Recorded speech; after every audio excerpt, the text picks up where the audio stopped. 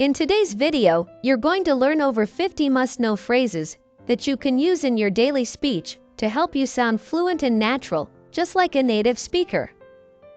These are the most common daily phrases that native speakers use.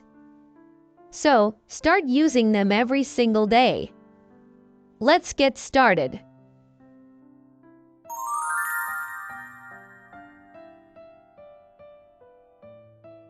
First, let's start with some greetings that you must know to understand native speakers and to sound natural yourself.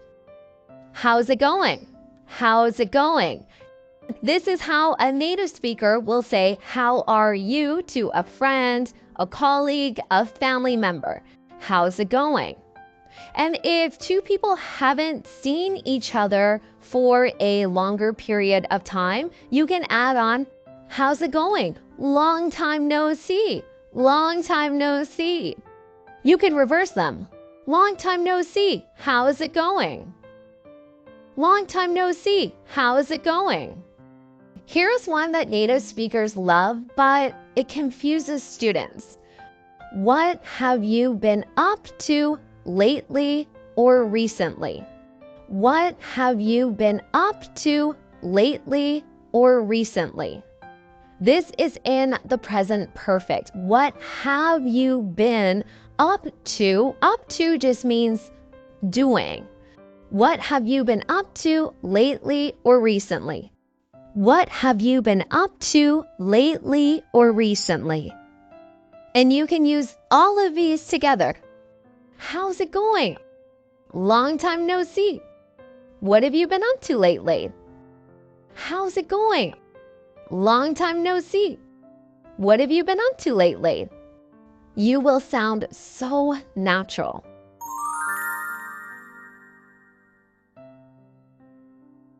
Now let's talk about how to answer these greetings. How's it going? It's going, and then your adjective. It's going great. It's going great. It's going great. Long time no see. You can confirm this by saying, "I know, too long. I know, too long. I know it's been a long time since we last saw each other. I know, too long."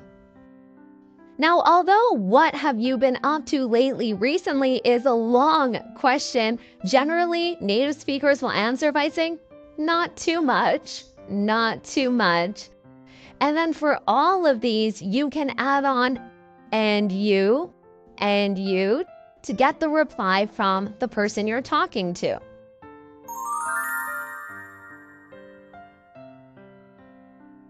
Now let's talk about how to say thank you like a native speaker. Thanks so much. Now notice, instead of thank you, I'm saying thanks. You need that S. It is required grammatically. Thanks so much. Thanks so much.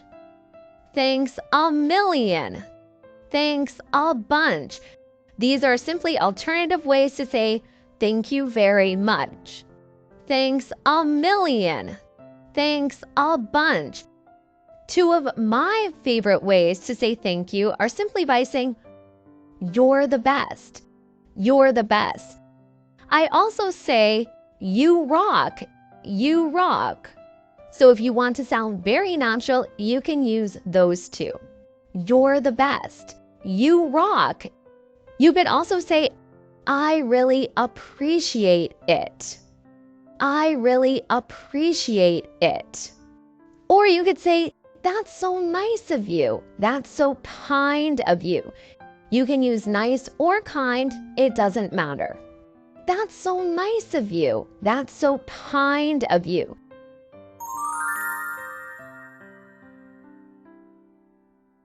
How about to say, "You're welcome"? My favorite, and one that's very common, is simply "no worries, no worries, no worries at all. No worries, no worries, no worries at all." You could say, "Happy to help," or "My pleasure, happy to help. My pleasure." Or you could say, "Anytime, anytime. Notice it's one word. Anytime, anytime.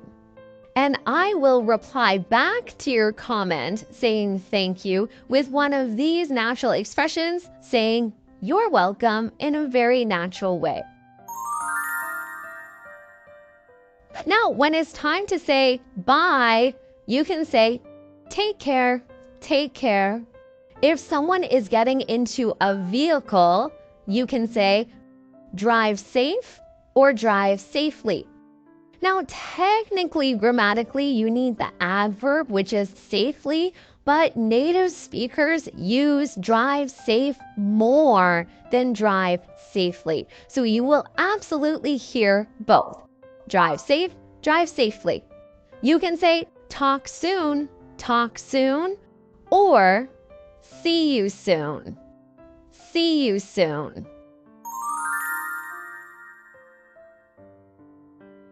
Now let's say someone offers you something like a drink or a piece of cake, but you want to say no, you want to decline it, but you want to do it politely.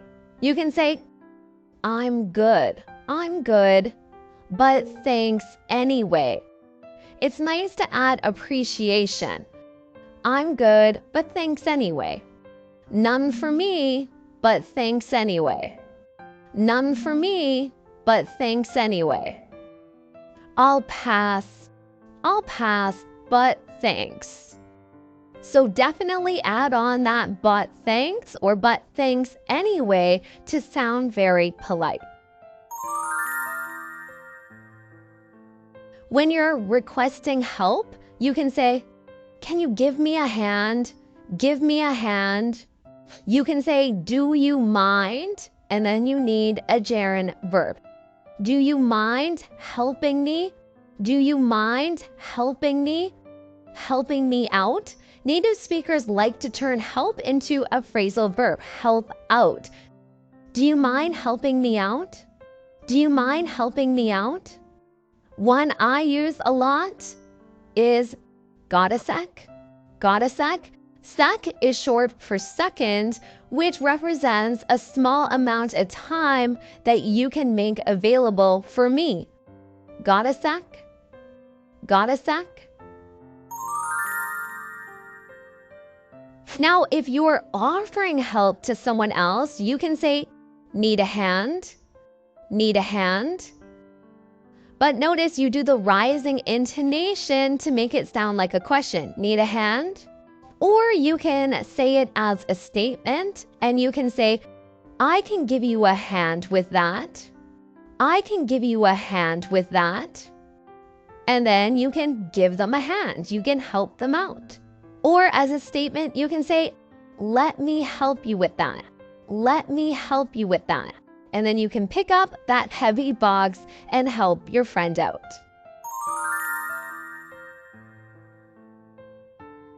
It's Friday, so let's talk about the weekend. You can ask someone, what are you up to this weekend? Again, notice that up to at the beginning. What have you been up to lately or recently? And now I'm asking you, what are you up to this weekend? What are you up to this weekend? It's very common to ask, any plans this weekend? And again, rising intonation to show it's a question. Any plans this weekend? Any plans this weekend? I love the expression on the go. On the go. Anything on the go this weekend? It's simply an alternative to plans. Anything on the go this weekend?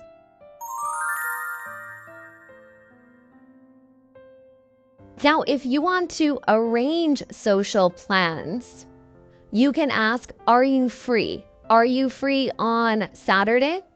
Are you free on Saturday? You can make a statement and say, we should hang out soon. We should hang out soon. Hang out is when you interact with someone socially. We should hang out soon. Native speakers love using the verb grab. Do you want to grab coffee? Grab dinner? And then you can add your time reference, tonight. Do you want to grab coffee tonight? Do you want to grab coffee tonight?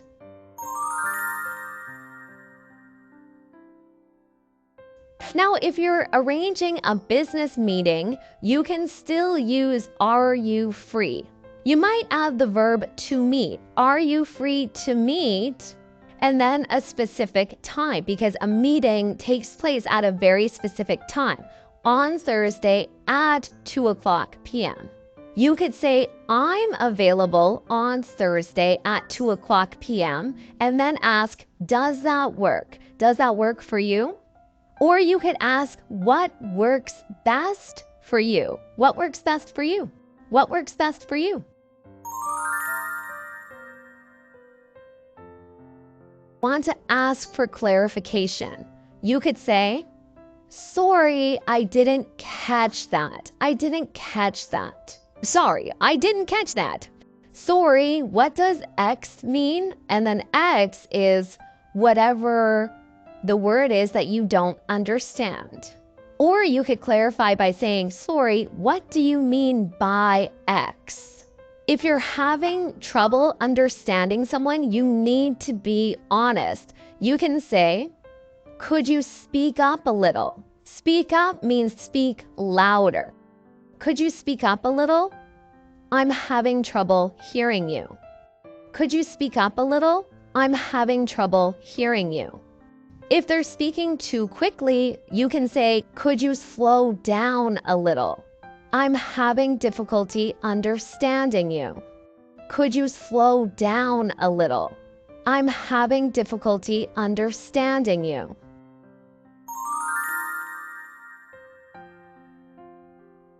Now, let's say you want to confirm understanding of either something you've said or something the other person has said.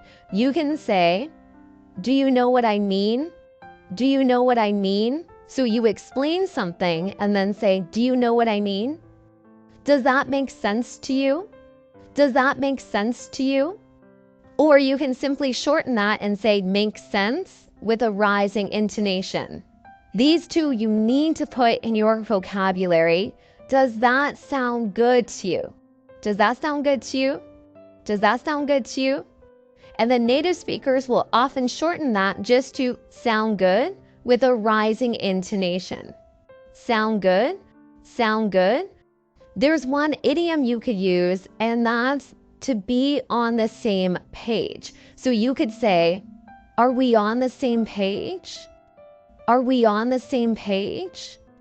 And this is used to say that you agree or that you have a shared understanding. Are we on the same page? Do you agree? Do we have a shared understanding?